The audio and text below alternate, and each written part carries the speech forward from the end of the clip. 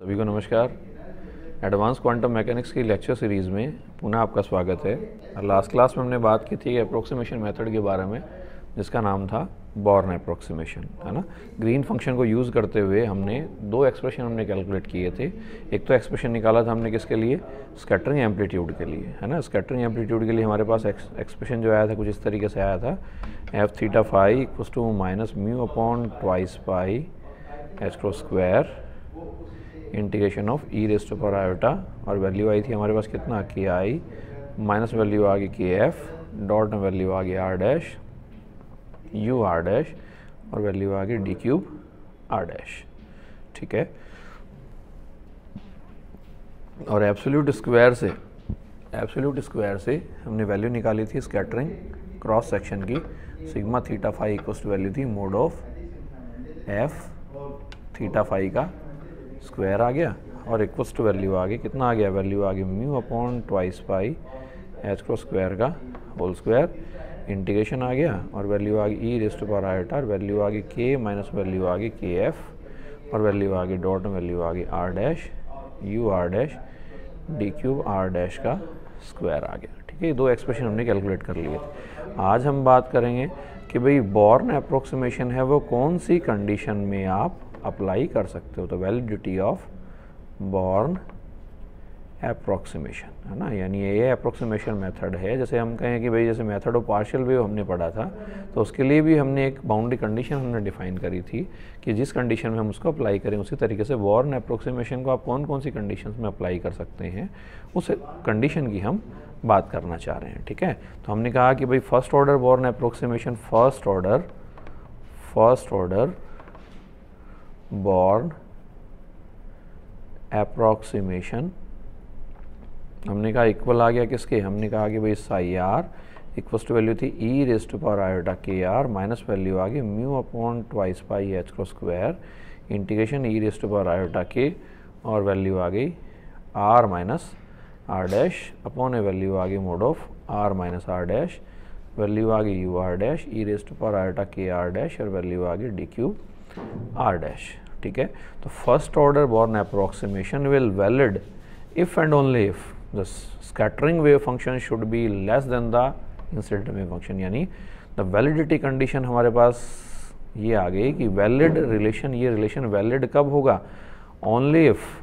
कब, जब स्कैटरिंग जो हमारे पास सॉल्यूशन आया है इसकी वैल्यू इंसिडेंट के करस्पॉन्डिंग हमारे पास क्या हो, कम हो, है ना, ठीक है। या हम क्या कहते हैं, mod of psi s c equals to should be very less than e raise to power iota के आर या equals to less than value हमारे पास कितनी आ गई, 1 आ गई, यानी mod of psi s c और वैल्यू आ गई शुड बी कितना आ गया, very less then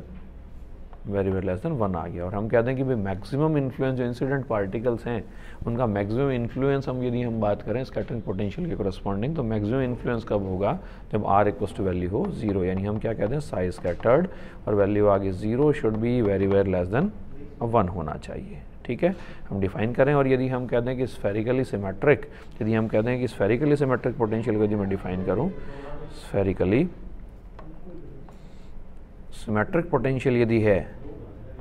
spherically symmetric potential यदि है, तो दैट मीन्स क्या होता है, स्फेरिकली सिमेट्रिक पोटेंशियल क्या होता है, u are dash equals to बराबर होनी चाहिए किसके, यू आर डैश के इक्वल होनी चाहिए, है ना। ये हमारे पास स्फेरिकली सिमेट्रिक पोटेंशियल आ गया। तो दैट मीन्स जो स्कैटरिंग जो हमारे पास सॉल्यूशन आ रहा है, स्कैटरिंग जो फंक्शन आ रहा है उसकी वैल्यू इसके कंपैरिजन में क्या होनी चाहिए, कम होनी चाहिए। अब साई स्कैटर्ड की वैल्यू हमने देखो कैलकुलेट की थी, साई स्कैटर्ड ये वाला जो फंक्शन आ रहा था, ये फंक्शन क्या था, साई स्कैटर्ड फंक्शन था। तो वैल्यू अगर मैं पुट करूँ तो वैल्यू कितनी आ गई, mu upon twice pi H cross square आ गया integration E raise to power iota के और वैल्यू आ गई आर डैश और अपॉन वैल्यू आ गई आर डैश आ गया, वैल्यू आ गई यू और वैल्यू आ गई आर डैश और e raise to power iota k dot में वैल्यू आ गई आर डैश और वैल्यू आ गई डी क्यूब आर डैश आ गया, ठीक है। और ये वेरी लेस देन हमारे पास कितना बन गया, 1 बन गया, या वैल्यू आ गई म्यू अपॉन वैल्यू आ गई twice pi H cross square, limit आ गई 0 से इनफाइनाइट, है ना। देखो डी क्यूब आर डैश किसके बराबर होगा, डी क्यूब आर डैश होगा किसके बराबर, आर डैश स्क्वायर आ गया और वैल्यू आ गई हमारे पास कितना, वैल्यू आ गई साइन थीटा आ गया और वैल्यू आ गई साइन थीटा डैश लिख दें, वैल्यू आ गई डी आर डैश आ गया, डी थीटा डैश आ गया और वैल्यू आ गई डी फाई डैश आ गया। 3 इंटीग्रेशन में काम में ले लूँ, 0 से इन्फाइनाइट, 0 से पाई और 0 से 2 पाई, है ना। तो वैल्यू कितनी आ गई, ई रेस्ट पर आयोटा के are dash upon R dash, value आ गई you are dash E raised power iota के आर डैश, और वैल्यू आ गई कोस ऑफ थीटा डैश आ गया, आर डैश का स्क्वायर आ गया, साइन आ गया, थीटा डैश आ गया, D R dash D theta dash, और वैल्यू आ गई D phi dash should be very very less than 1 आ गया। या ये एक्सप्रेशन कितना बना, म्यू अपॉन वैल्यू आ गई ट्वाइस पाई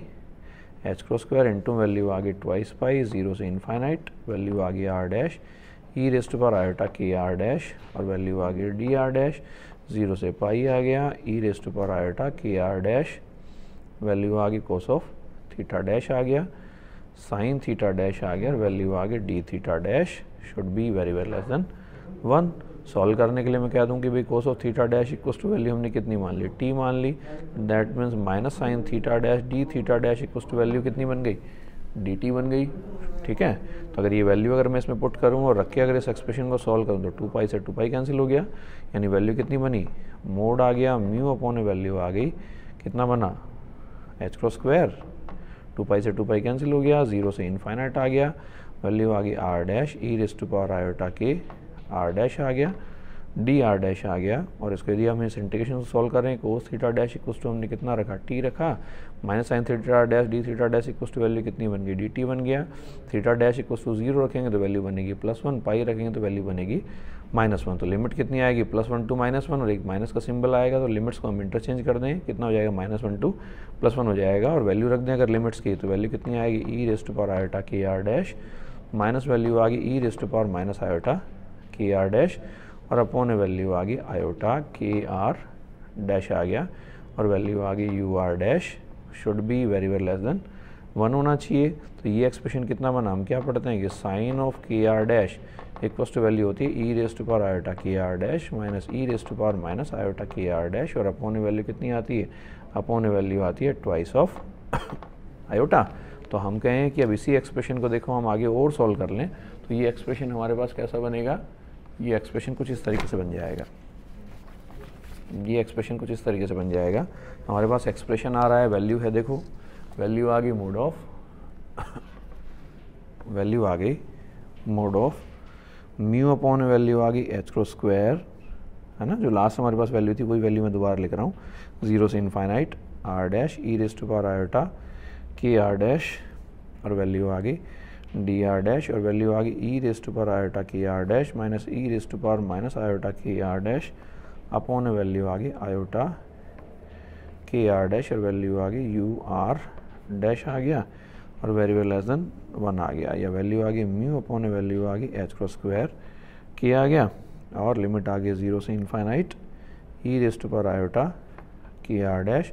इंटू वैल्यू आ गई twice iota sine k are dash upon value आ गई आयोटा और वैल्यू आ गई यू आर डैश, और वैल्यू आ गई डी आर डैश आ गया, should be very very less than 1 आ गया। या इसी एक्सप्रेशन को क्या लिख दूँ मैं, 2 म्यू अपॉन वैल्यू आ गई एच क्रॉस स्क्वायर के, मैग्नीट्यूड से बाहर निकाल लूँ, वैल्यू आ गई 0 से इन्फाइनाइट, वैल्यू आ गई ई रेस्ट टू पावर आयोटा के आर डैश, वैल्यू आ गई यू आर डैश, और वैल्यू आ गई साइन के आर डैश, और वैल्यू आ गई D R dash should be very very less than 1। तो ये हमारे पास कहलाती है क्या, validity condition for Born approximation, है ना, ये हमारे पास कहलाती है वैलिडिटी कंडीशन फॉर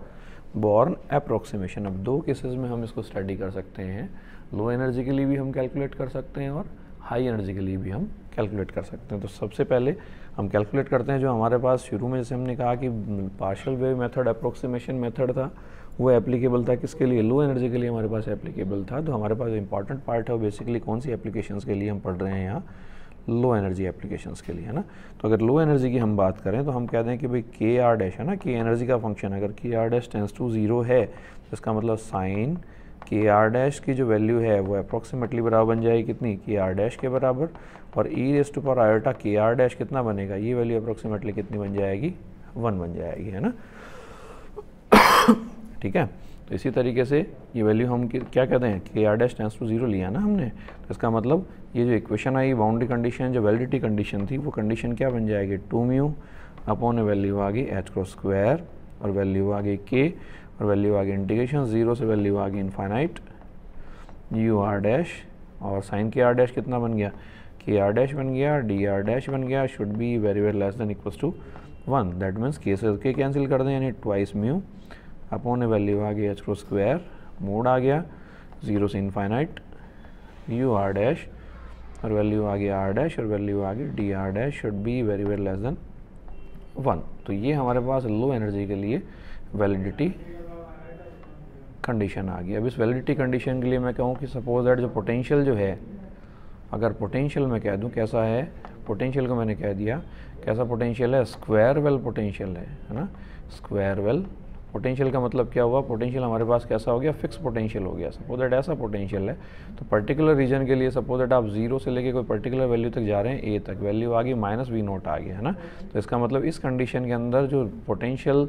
का जो मैग्नीट्यूड होगा वो इस रेंज में हमेशा हमारे पास कैसा आएगा, कांस्टेंट आएगा। तो अगर मैं कह दूँ u are dash equals to value में डिफाइन कर दूँ, मोड ऑफ u0 अगर मैं डिफाइन करता हूँ तो मोड ऑफ u0 है जहाँ तक हमारे पास स्कैटरिंग की पॉसिबिलिटी होगी, स्कैटरिंग पॉसिबिलिटी यानी स्कैटरिंग की प्रोबेबिलिटी होगी, वहाँ तक स्कैटरिंग पोटेंशियल हमारे पास कैसा रहेगा, इनवेरिएंट रहेगा या कांस्टेंट रहेगा। तो उस कंडीशन में क्या कर सकता हूँ, जैसे यू आर डैश अगर कांस्टेंट है, इस यू आर डैश को अपन क्या कर सकते हैं, इस इंटीग्रेशन से बाहर हम कैलकुलेट निकाल सकते हैं। तो वैल्यू आ गई ट्वाइस म्यू अपॉन वैल्यू आ गई h क्रॉस स्क्वायर, वैल्यू आ गई 0 से इनफाइनाइट, वैल्यू आ गई mod of u naught, value आ गई r डैश और वैल्यू आ गई डी आर डैश और वैल्यू आ गई वेरी वेरी लेस देन 1 आ गया। ठीक है, अब कह रहा हूँ स्क्वायर वेल पोटेंशियल है, उसके लिए कोई ना कोई लिमिट होगी। सपोज दैट हमने वो लिमिट डिफाइन कर दी कहाँ तक, 0 से लेके r नोट तक। तो ये वैल्यू कितनी बनी, ट्वाइस म्यू अपॉन वैल्यू आ गई h cross square, twice mu upon value आ गई h क्रॉस स्क्वायर आ गया, वैल्यू आ गई मोड ऑफ यू नोट आ गया, ये कितना बनेगा R dash square by 2 into value आ गई आर नोट स्क्वायर बाई 2 आ गया, वेरी वेरी लेस देन 1 आ गया, यानी दैट मीन्स वैल्यू हमारे पास कितनी बन गई, वैल्यू आ गई आर नोट का स्क्वायर आ गया, म्यू आ गया, मोड ऑफ यू नोट आ गया और अपॉन वैल्यू आ गई एच को square should be very very less than 1। तो ये हमारे पास वैलिडिटी कंडीशन आ गई इसके लिए